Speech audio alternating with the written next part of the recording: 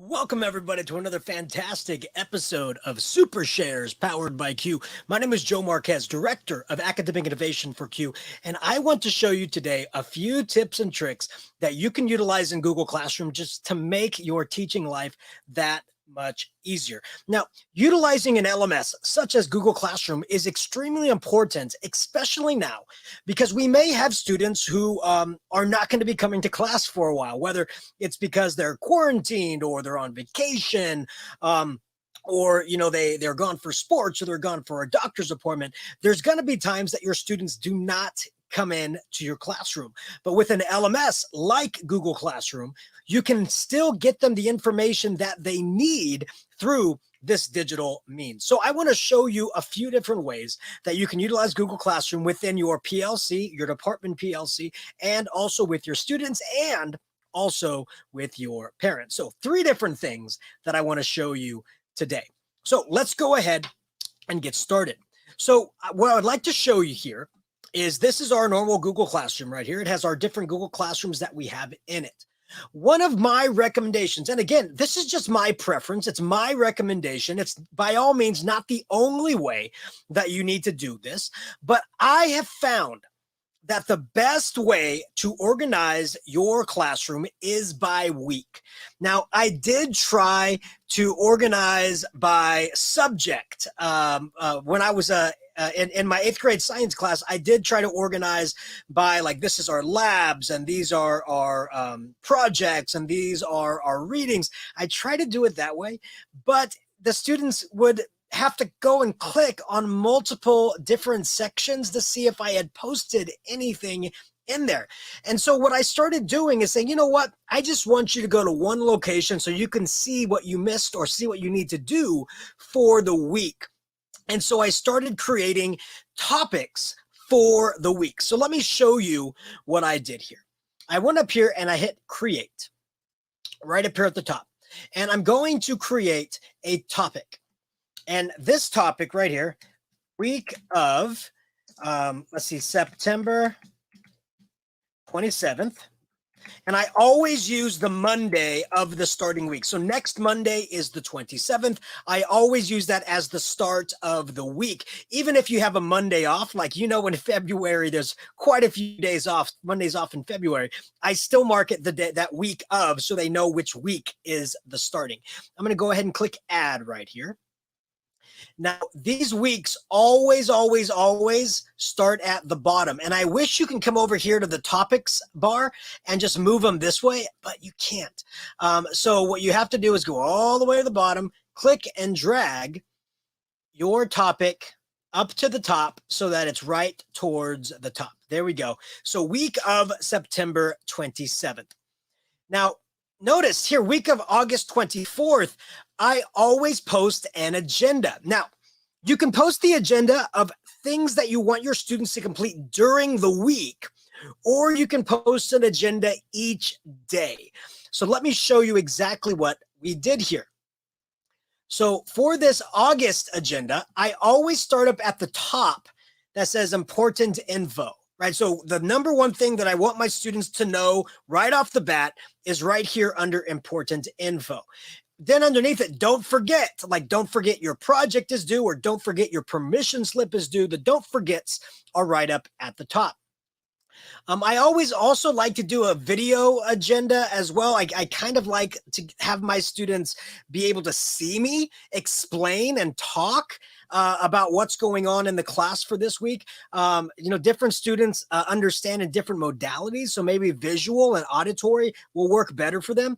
And the only thing that I did with this is I just used a Screencastify, copied the link, and boom, placed it in here. You can always definitely utilize a Flipgrid Shorts video and hyperlink that video there as well. So whatever your video preference, I always like to do a video instruction or agenda also for my students. And then notice I am utilizing emojis as my bullet points. And yes, I know that their bullet points are now available in Google Classroom, but I just find these visual bullet points to be that much better. And then I always have a place called Parents Corner. And I know parents can't go into your Google Classroom. right? They can't see it, but I'm going to show you a trick here on why I do the parent corner. So that's my agenda. The cool thing about the agenda is that you don't have to redo it each time. Let me show you. So I'm going to come up here to the week of September 27th. And I want to put in a new assignment, okay, right in here. So what I'm going to do is I'm going to select create assignment, and I make the agenda an assignment so I know when students are reading it. I'll tell you about it in a minute. So I'm going to hit create assignment. And if I did it this way, I would have to retype everything. That's the reason I clicked on this. You don't want to retype all the agendas. Here's the secret. Go down to reuse post right down here, find the agenda for another week and select reuse. It pops up here and I'm going to change it from August 27th to September 27th. And so here we go. Important stuff. We will be learning about atoms this week. Don't forget, quiz on Friday on subatomic particles.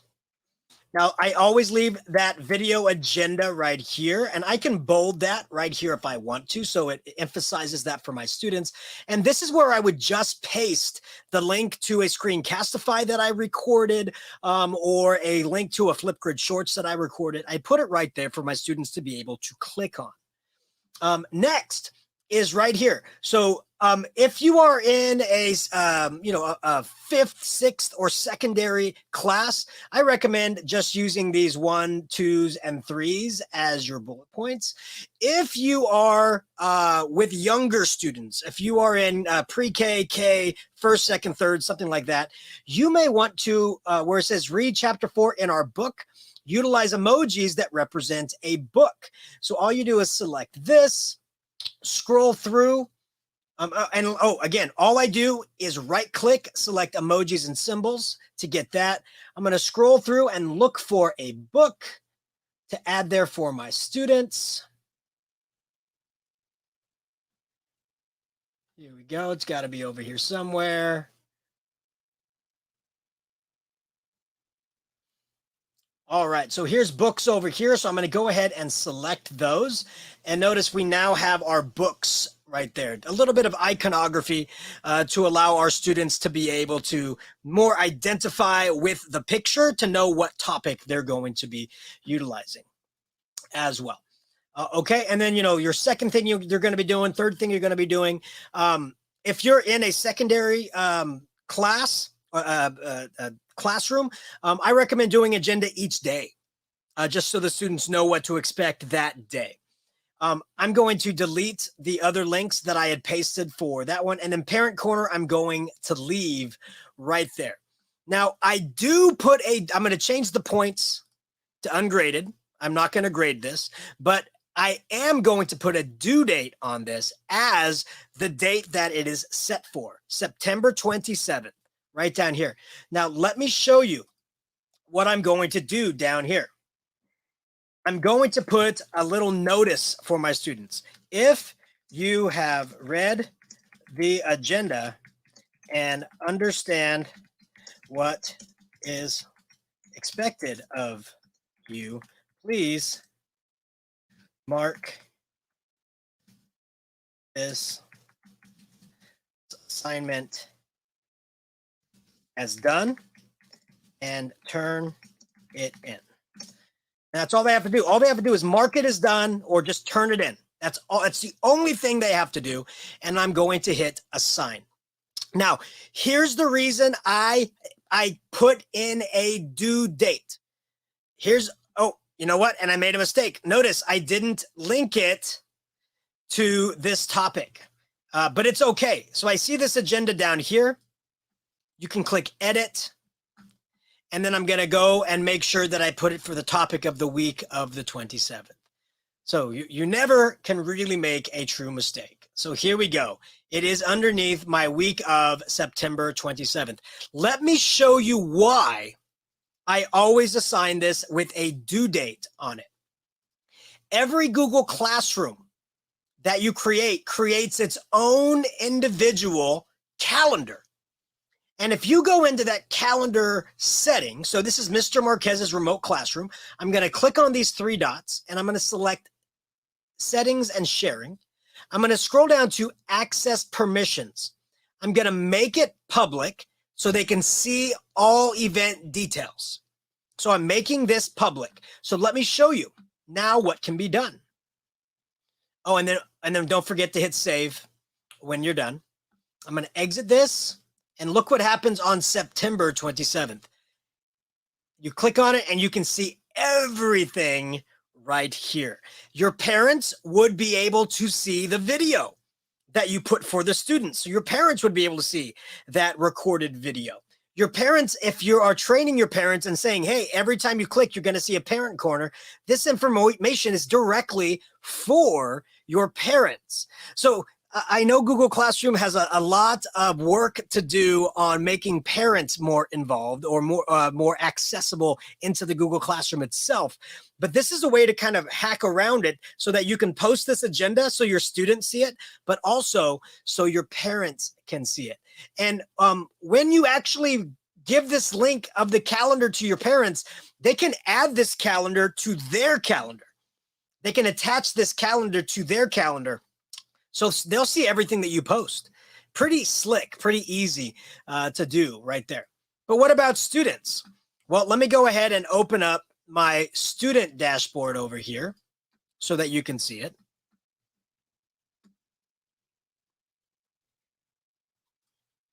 Here we go. So if my student over here is in his Google Classroom, they're going to jump into Mr. Marquez's remote learning classroom. They're going to see that there's an agenda for the week of September 27th. It is due on the 27th. They're going to view assignment. They're going to read the important information. They're going to watch the video right here. Here's the video for Mr. Marquez's remote classroom. Again, I just recorded this video in Screencastify. They're going to see the three different things that we're going to be working on this week or that day. There's the parent information they don't need to know about. The students can leave a class comment to ask some questions. If they're away, if they're in class, they can just raise their hand and call you over. And they're going to mark this as done. By marking it as done, they're agreeing to, if you have read the agenda and understand what is expected of you, please mark this assignment as done and turn it in. That's it. So let's say that you did have something in here, like don't forget on Friday, you need to turn in your project on the periodic table. And Friday comes and they don't have it turned in. And they're like, oh, I didn't know. Well, you marked it as done. You marked it as done. That means you read it, right? Just a couple ways to keep students accountable for signing or selecting things, right? You know, it goes back to terms of service. Don't sign it until you've read it. Who reads all those terms of services? I know I don't, right? But we want to get students in the mindset of that. And then you as the teacher can select turn in. You can see fake student has turned it in right here. So pretty easy, pretty slick all the way through. Awesome. Okay. So that's one thing that I wanted to show you, creating agendas, using emojis, and how it connects to your calendar. And you can give that calendar to your parents so they can be appraised of what's going on in your classroom. Communication. Now I'm gonna make my video a little bit bigger. Communication is absolutely key when it comes to your classroom. Especially after the last year that we had where we need to remain in constant contact or communication with our parents so they know what is going on. We need to stay the course with that communication even today.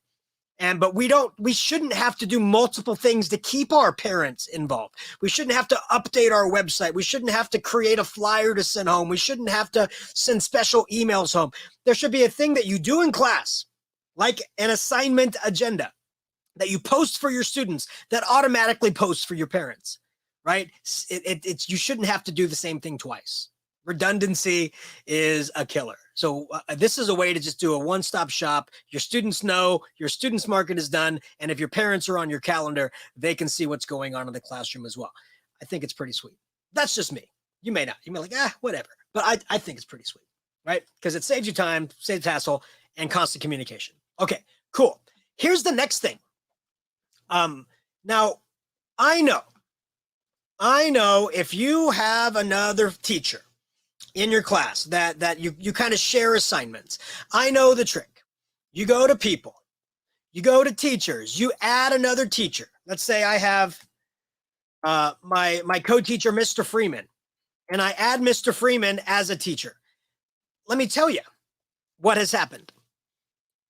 Mr. Freeman now goes in and doesn't really pay attention to what classroom he's in. He recognized, oh no, somebody's got into my classroom. They're adding all these extra assignments. I didn't do that. And they start deleting them, or they start adding their own stuff to your classroom. And now you're like, I didn't add that. And so now you have this issue of, like people messing around in your classroom, not on purpose, but because you're sharing that classroom. I have found a better way to allow your fellow teachers to access the assignments that you're assigning in your classroom, because I'm 100%, again, I'm going to go big. I am 100% for sharing creations, sharing lessons, sharing your amazingness with each other, right? I always say the lessons you create, they don't belong to you. You created them because you love kids and you want to make that experience special for them. The other teachers deserve to be able to use those lessons too, because they're going to affect students. So your work is affecting more kids. It's important that we share. Okay, straight up. I always say, teaching is a collaborative sport, and if we're doing it alone, we're doing it wrong.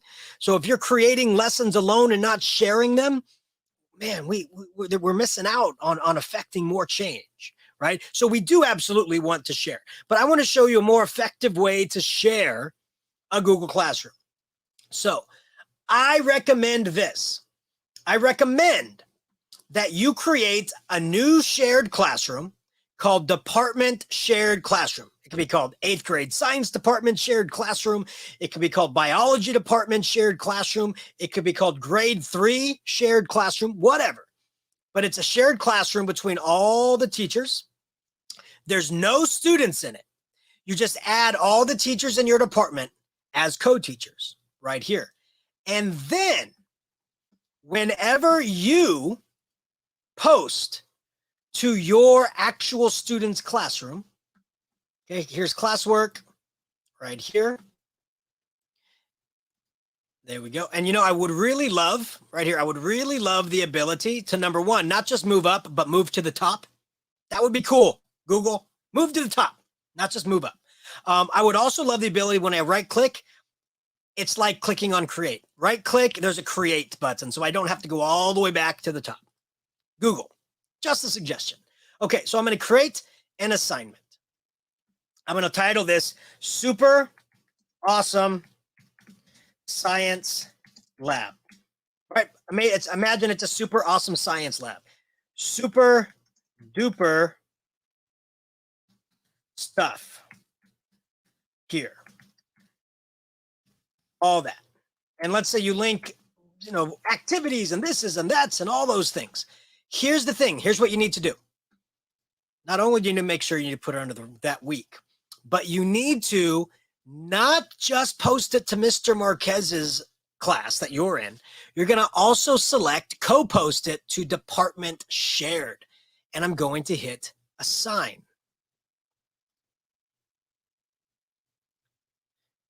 There we go. So now it is assigned to my class, but it's also assigned over here to the Department Shared Classroom, right over here. This isn't where the teachers go. They hear about your super awesome science lab, and Mr. Freeman goes, oh, I want to do that next period.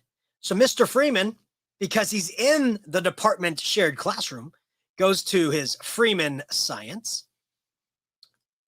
goes to create, reuse post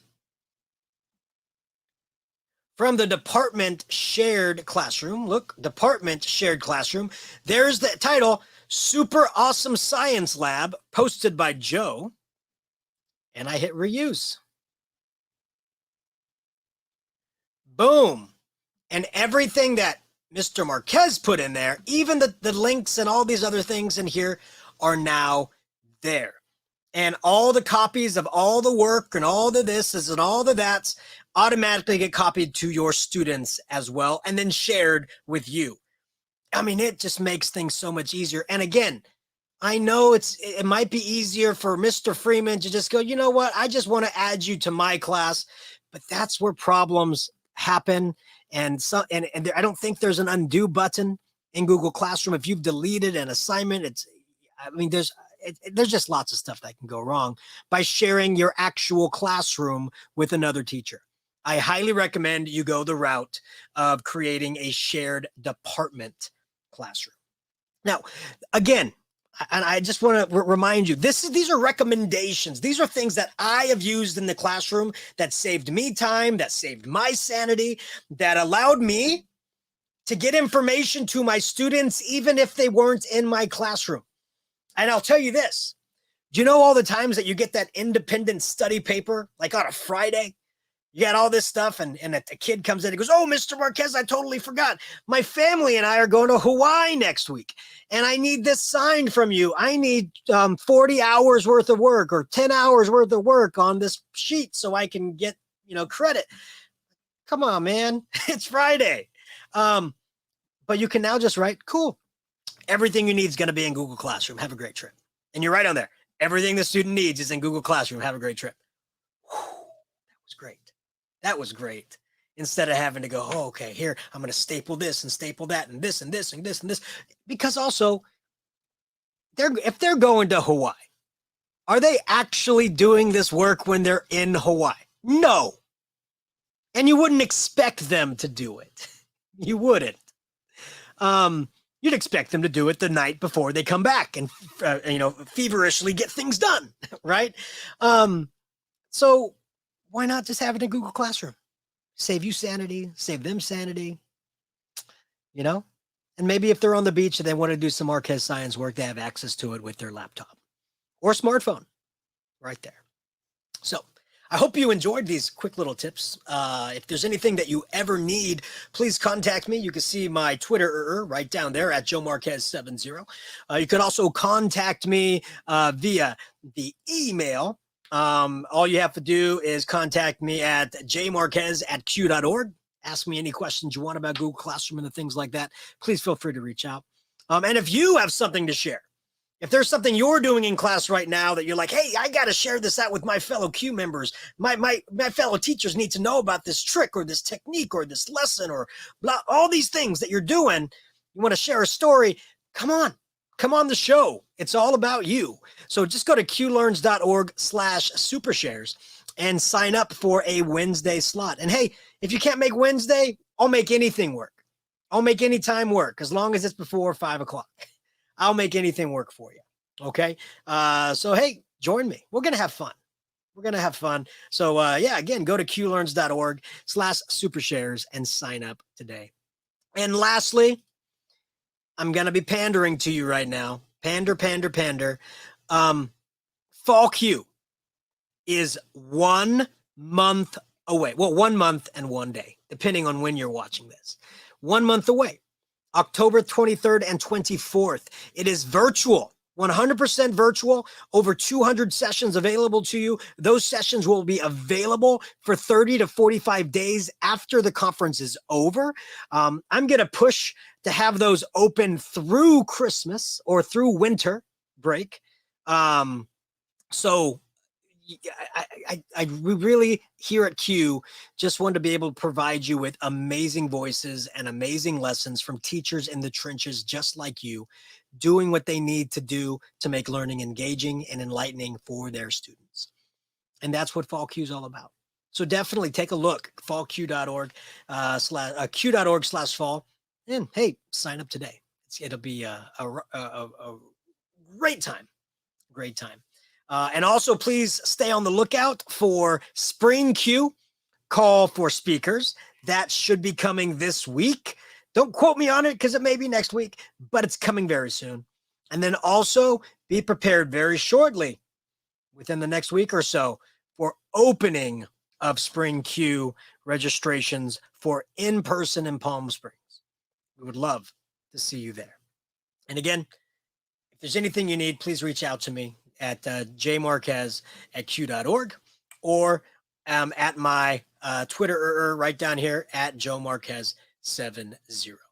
I hope you have a wonderful, wonderful rest of your week. I hope this message finds you well. And I just want to say thank you from the bottom of my heart for doing everything you can to keep the learning going these past 18 plus months. You're doing it. You're making a difference.